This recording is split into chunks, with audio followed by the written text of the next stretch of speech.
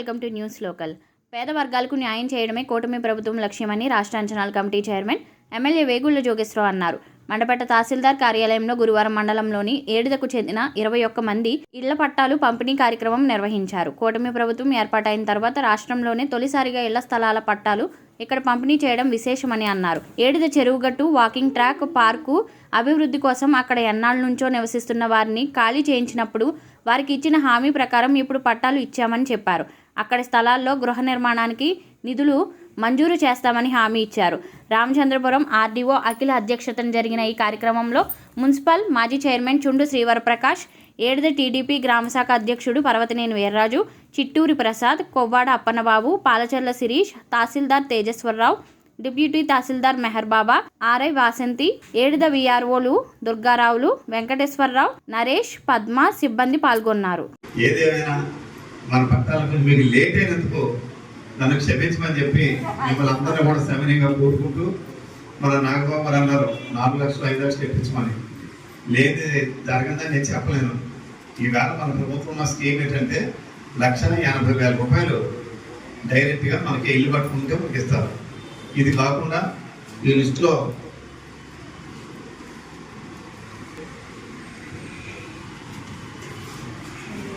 ఇరవై మందికి బీసీలు 6, ఎస్సీ 1 ఉన్నారు 7. వీళ్ళకి 50,000 అదనంగా వస్తుంది. 2,30,000. ఓసీలు 13 ఉన్నారు. అంటే అమ్మఒచ్చి ఏమైనా స్కీమ్ ఏమైనా ఉందని చెప్తే మాత్రం ఖచ్చితంగా అది కూడా తెచ్చుకుందాం. అంతేదంటే మనం ఏ అవకాశం ఉన్నా ఎంత చేసినా మీరు చేసిన త్యాగానికి మరి దానికి విలువ కట్టలేమని చెప్పి కూడా మరి నేను తెలియజేస్తూ ఎంత అవకాశం ఉంటే అంతలో తెచ్చుకుందాం. రెండో విషయం, ఇవాళ ఇంకా స్టేట్ వైజ్గా హౌసింగ్కి కొత్త శాంక్షన్లో ఇవ్వట్లేదు, కానీ ఫౌండేషన్ వేసుకుని కిందకి వేసుకోమని చెప్తున్నారు. మీరు అక్కడ వరకు మీరు చేసుకుంటానంటే మీరు మనం సేవల మాసమే కాబట్టి ఇంకా కాబట్టి అది మీ దీన్ని బట్టి చేసుకోండి.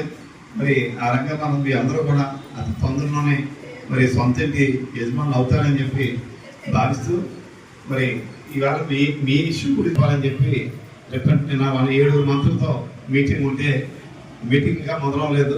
ఒక 4 మంత్రులు, అందులో రెవెన్యూ మినిస్టర్ గారు, సిసిఎల్ గారంటే మాకు ఈ రెవెన్యూ సంబంధించిన మెయిన్ ఆఫీసర్ గారు లేడీ జయలక్ష్మి మేడం గారు వారు ఉన్నప్పుడు ఈ పట్టాల గురించి కూడా మీ దాని గురించి చెప్పుకోకుండా జనరల్గా అడిగి ఆవిడ ఏదో పట్టా ఇంకా మోడల్ రాలేదు, పిన్ రాలేదు అంటున్నారు.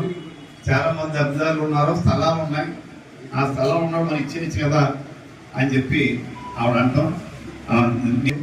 ఆవిడ ఈవిడ చేసి గారు ఆమె మాట్లాడుకోవడం 10 నిమిషాలు మాట్లాడుకున్నాము ఎదురుగుందని.